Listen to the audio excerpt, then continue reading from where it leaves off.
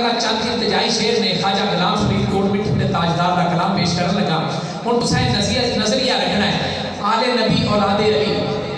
جلوہ گر ساڑھے پیر طریقت رہبر شریعت صاحبزادہ پیر سید مسعود اختر شاہ صاحب بخاری نقشبندی مجددی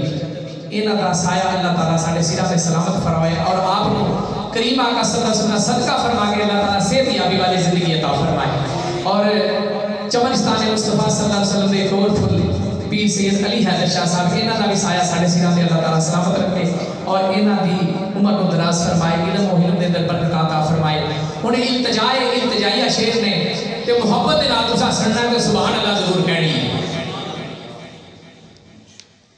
آمینہ ڈھولا کراں بیٹھی ساری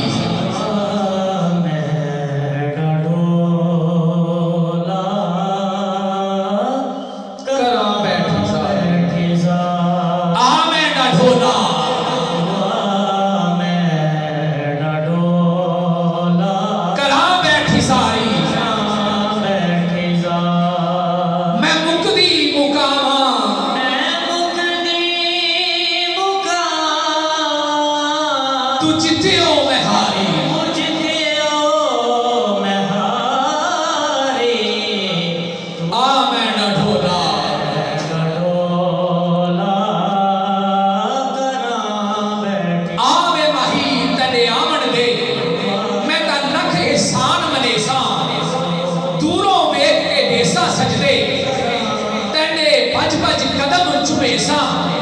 راہ تیری وچ رل کے برساں